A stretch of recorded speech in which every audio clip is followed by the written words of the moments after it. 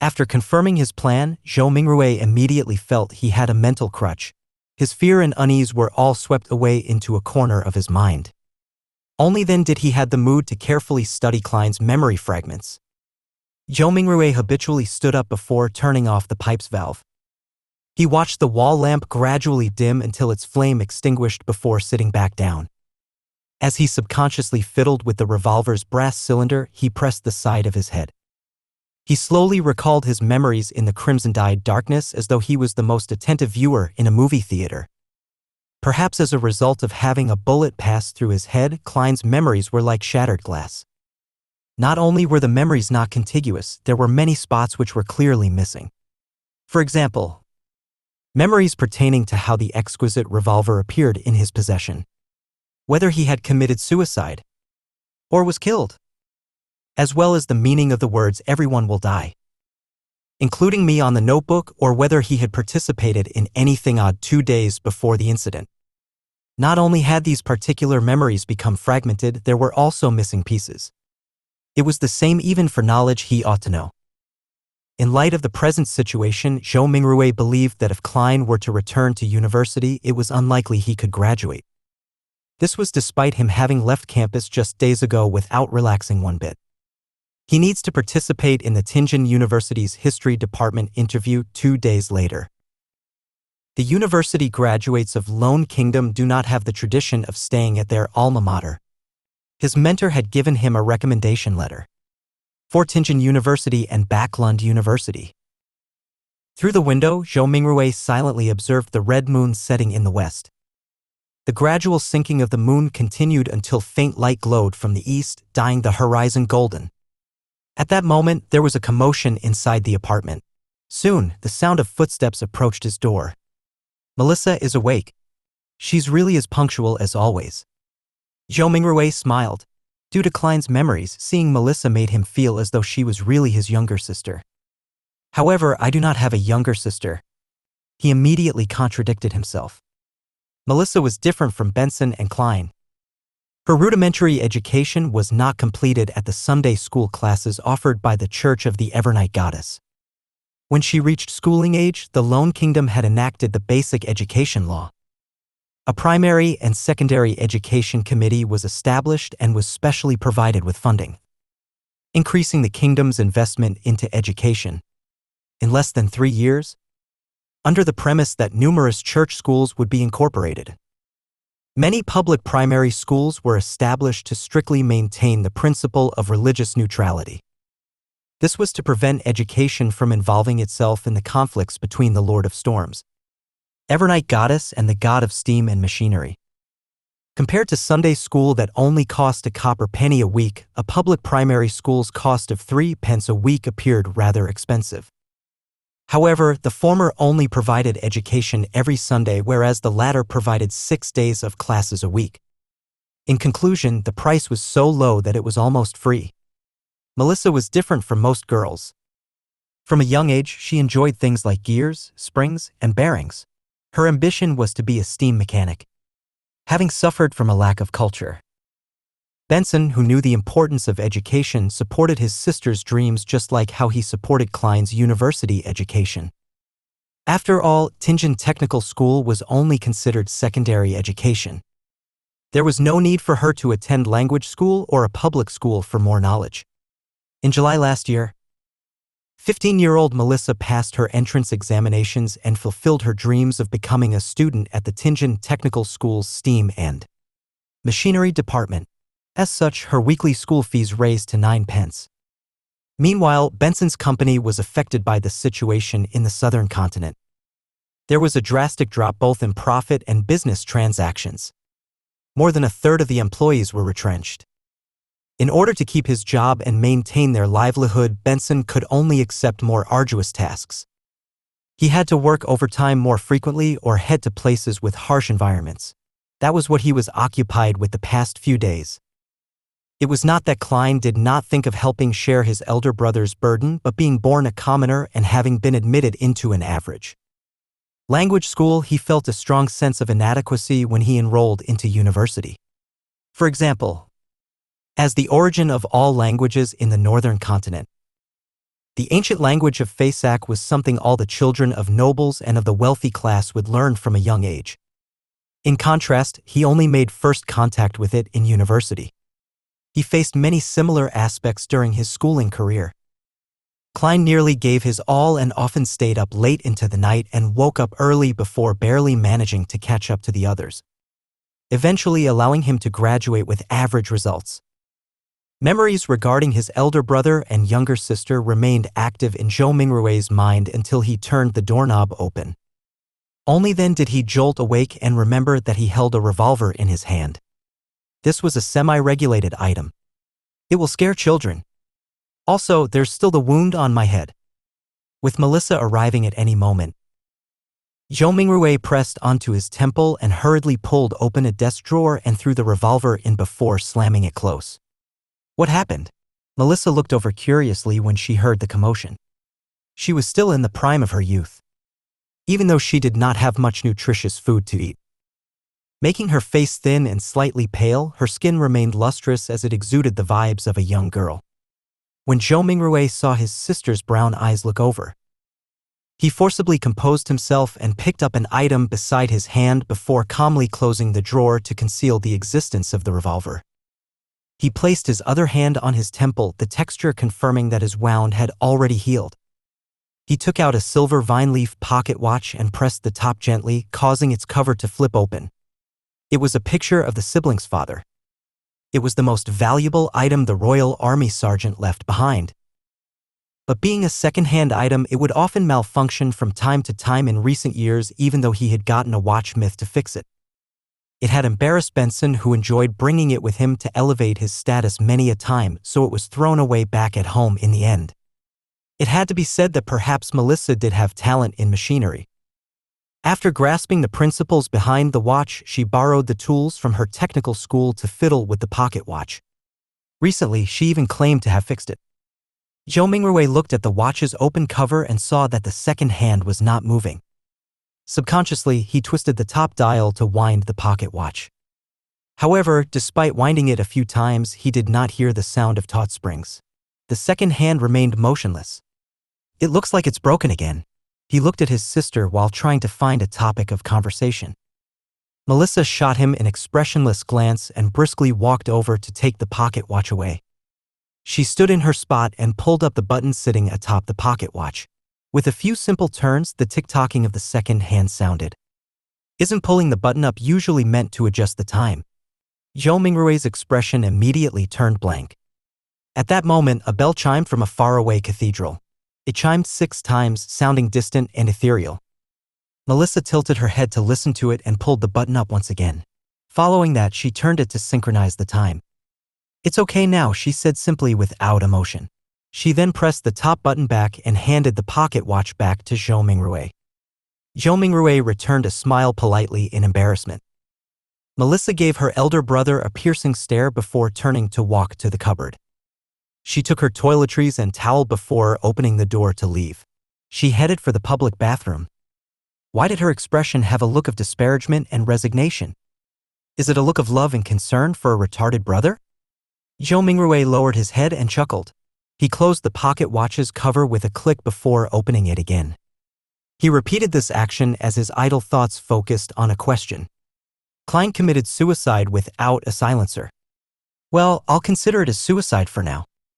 His suicide should have caused quite a commotion, yet Melissa, who was just a wall away, did not notice it at all. Was she sleeping too soundly? Or is Klein's suicide shrouded in mystery to begin with? Click. The pocket watch opened. Clack. The pocket watch closed. Melissa returned from washing up and saw her brother's subconscious act of constantly opening and closing the pocket watch. Her gaze was once again glazed with exasperation as she said with a sweet voice, "Klein, take out all the remaining bread. Remember to buy fresh ones today. There's meat and peas too. Your interview is soon. I'll make you mutton stewed with peas."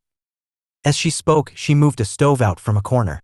With some charcoal, she boiled a pot of hot water. Before the water boiled, she opened the cupboard's lowest drawer and took out what seemed like a treasure. A can of inferior tea leaves. She threw about 10 leaves into the pot and pretended that it was real tea.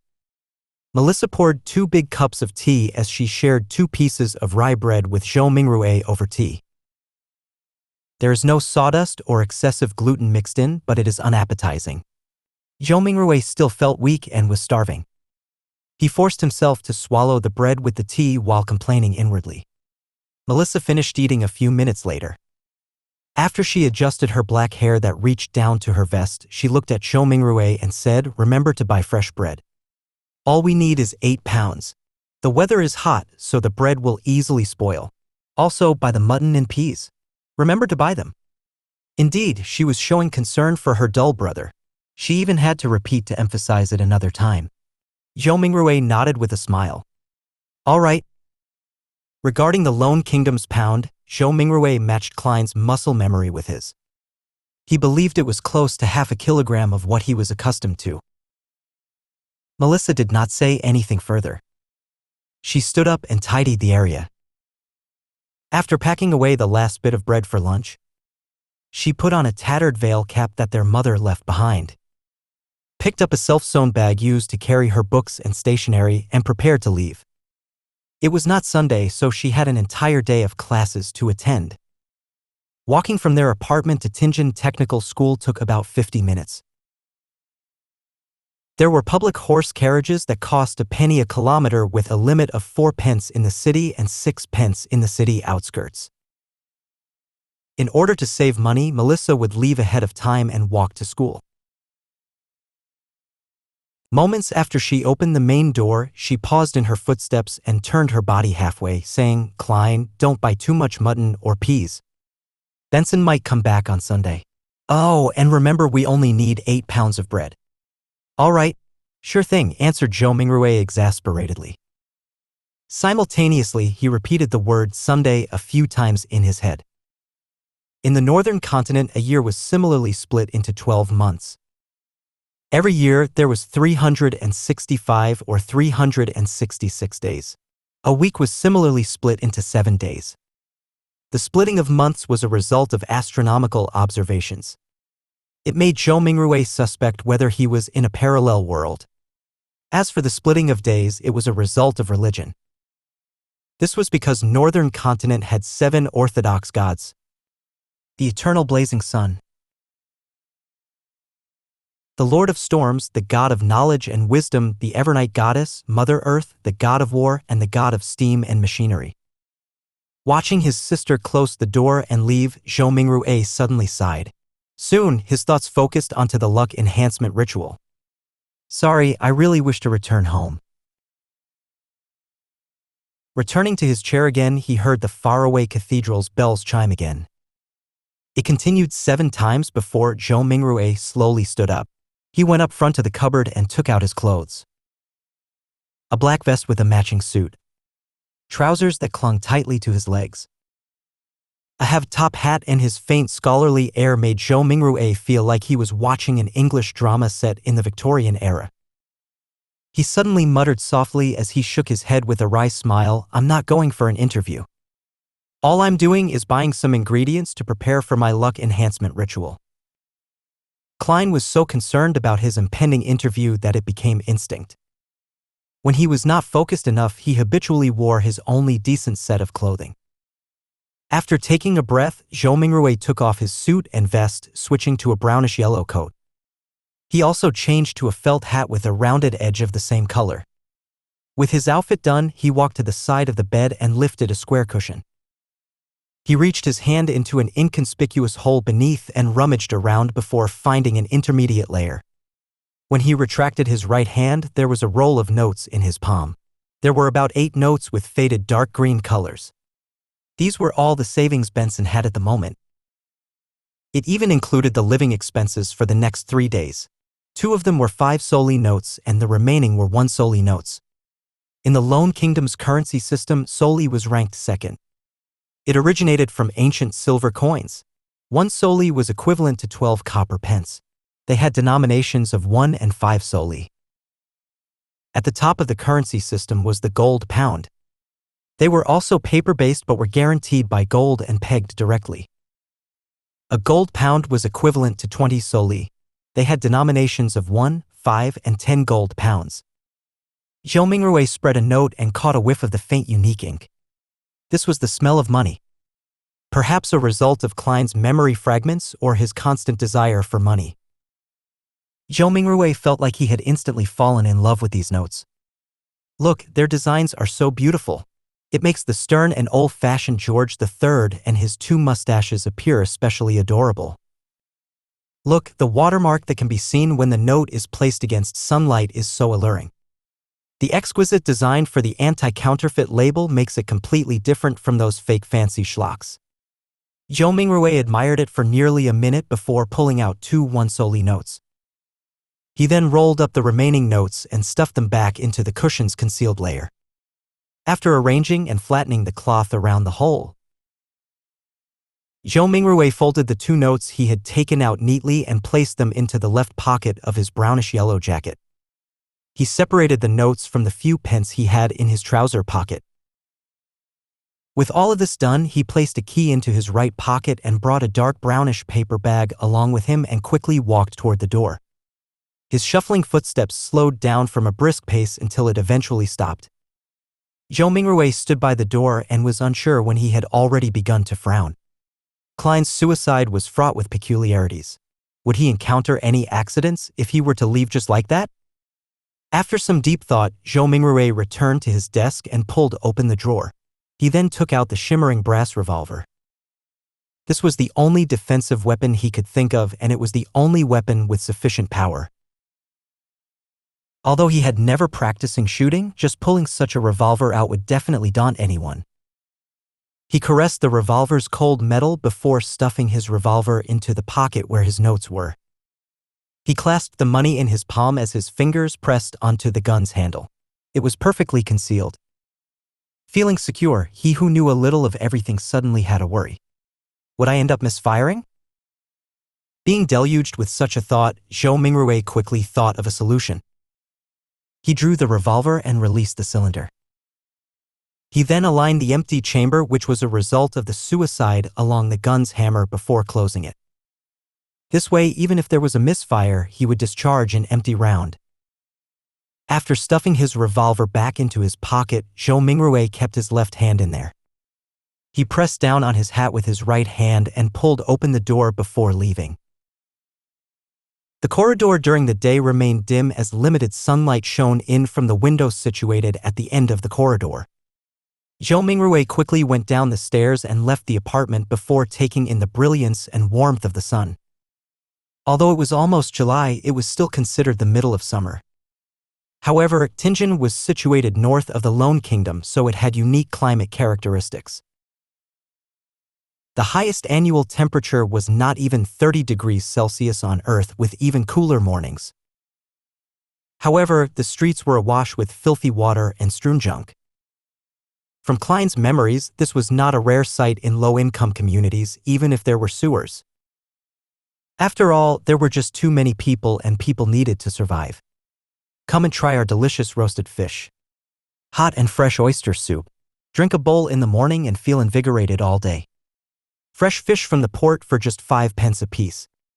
Muffins and eel soup make the perfect combination. Conch, conch, conch. Vegetables freshly plucked from the farms outside the city. Cheap and fresh. The mobile hawkers who sold vegetables, fruits, and hot food shouted along the streets as they beckoned the rushing pedestrians. Some of them would stop and carefully compare before purchasing. Others would impatiently wave their hands as they had yet to find work for the day. Zhou Mingrui took in a whiff of the air that mixed both noxious and fragrant aromas. As he clenched the revolver tightly in his left hand, he held the notes tight.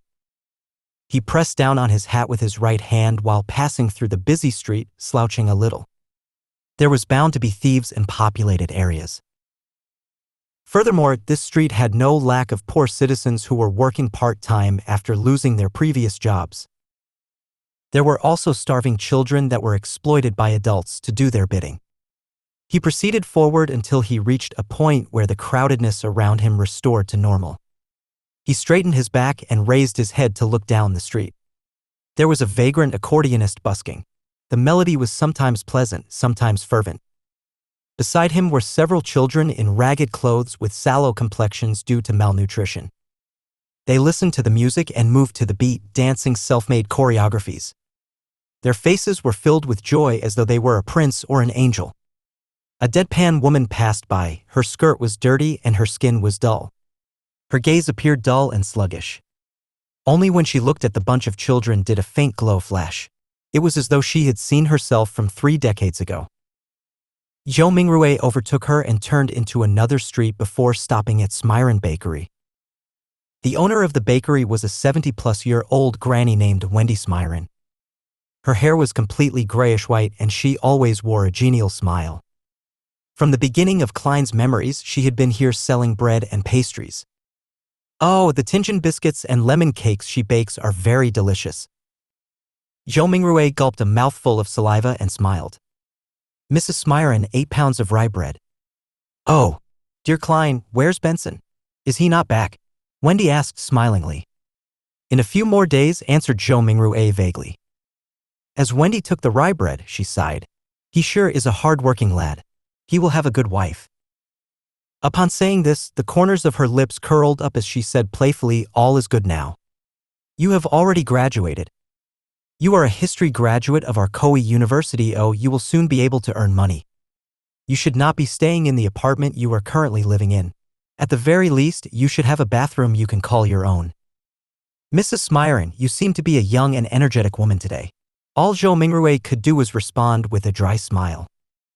If Klein were to successfully pass his interview and become a lecturer at Tianjin University, it was true that his family would immediately be pushed up to a higher socioeconomic status.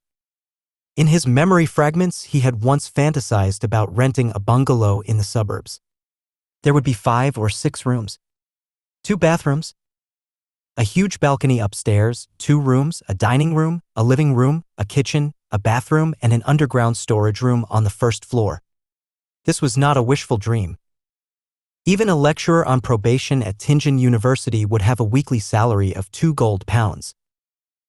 After the probationary period, the salary would be raised to 3 gold pounds and 10 soli. One had to know that despite working for so many years, Klein's brother, Benson, only had a weekly salary of 1 pound and 10 soli. Ordinary workers at a factory did not even get a pound or, at best, a little more. And rent for a bungalow was about 19 soli to 1 pound and 18 soli. This is the difference between earning 3 to 4,000 yuan and earning 14 to 15,000 yuan a month. Zhou Mingrui mumbled to himself. However, all of this was under the premise that he passed either the Tianjin University or Backlund University interviews. There were not many other opportunities.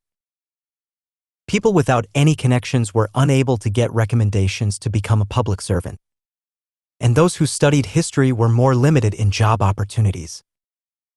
There was not much demand for private consultants from the aristocrats, banks, or industrial magnates. Taking into account that the knowledge Klein grasped were fragmented and incomplete, Zhou Mingrui felt awkward and guilty towards Mrs. Smyron's expectations of him. No, I have always been this young, answered Wendy humorously. As she spoke, she packed the 16 rye bread she had weighed into the brown paper bag that Zhou Mingrui had brought. She stretched out her right hand and said, 9 pence.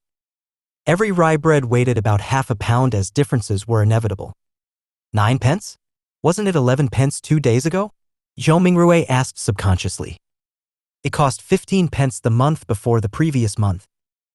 You have to thank the people who protested on the streets for the repeal of the Grain Act, said Wendy as she shrugged. Zhou Mingrui nodded in vague acknowledgement. Klein's memories regarding this was incomplete. All he remembered was that the core tenet of the Grain Act was to protect the prices of domestic agriculture products. Once the prices rose to a certain level, grain imports from southern nations like Fenepotter, Mason, Lemberg were stopped. Why would people protest the act? Without saying much, Zhou Mingrui, afraid he would end up pulling out the revolver, carefully took out his notes and handed one of them over to Mrs. Smyron. He was given 3 copper pence in change. Stuffing them into his trouser pocket, he took the paper bag containing the bread and headed for the lettuce and meat market across the street. He was working hard for the mutton stewed with peas his sister had exhorted. There was a municipal square at the intersection of Iron Cross Street and Daffodil Street. Many tents were erected there, and clowns dressed in odd and funny attires were distributing flyers. "There's a circus performance tomorrow night?" Zhou Mingrui glanced at the flyers in the hands of others as he read their contents under his breath. Melissa would definitely like it. However, how much is the entrance fee? With that thought, Zhou Mingrui went closer. Just as he was about to ask a clown with a red and yellow painted face, a horsewoman's voice sounded from beside him. "Would you like to try a divination?" Zhou Mingrui subconsciously turned his head and saw a woman wearing a pointed hat and a long black dress standing in front of a short tent. Her face was smeared with red and yellow paint, and her eyes were a profound grayish blue. No, Zhou Mingrui shook his head in response. He did not have the spare cash for divination. The woman laughed and said, "My tarot divination is very accurate." Tarot. Zhou Mingrui was instantly dumbfounded. This pronunciation was almost identical to the tarot cards on Earth. And tarot cards from Earth were a set of cards used for divination. They just had graphics that represented different omens. Wait. He suddenly recalled the origins of tarot divination in this world. It did not originate from the 7 Orthodox gods, nor was it an ancient legacy. Instead, it was created by the Intis Republic's consul of that era, Roselle Gusta, more than 170 years ago. This Mr. Roselle invented the steam engine, improved the sailing boat, overthrew the Intis kingdom's imperial rule, and was recognized by the god of craftsmanship. He also became the first consul of the Intis Republic. Later, he invaded other nations and placed Lemberg and other nations under his protection. He made the Lone Kingdom, Fainapotter, Faisak Empire, and other powerful northern continent nations bow down to the Intis Republic. Following that, the Republic was then changed to an empire, and he became the self-proclaimed Emperor Caesar. It was during Roselle's rule that the Church of Craftsmanship received its first public holy revelation since the 5th epoch. Ever since, the god of craftsmanship was changed to the god of steam and machinery. Roselle also invented tarot divination. He also established the contemporary system of paper-based cards and their play styles. There were many familiar styles that Zhou Mingrui was familiar with, such as Upgrade, Fighting the Landlord, Texas Poker, and Quint. In addition, the marine fleets he sent out discovered a sea route that led to the southern continent through the stormy and turbulent seas. This also began the era of colonialism. Unfortunately, he was betrayed in his old age. In the year 1198 of the 5th epoch, he was assassinated by the combined forces of the Church of the Eternal Blazing Sun, the former Intis royal family, the Sauron family, and other aristocrats. He eventually died in the White Maple Palace. To recall such general knowledge suddenly made him facepalm. Could this be a transmigration, senior? With this in mind, Zhou Mingrui was intrigued to see what tarot cards looked like. Therefore, he nodded at the pointy hat woman with the painted face and said, "If the price is reasonable, I'll give it a try." The woman immediately said with a laugh, "Sir, you are the first one here today, so it's on the house."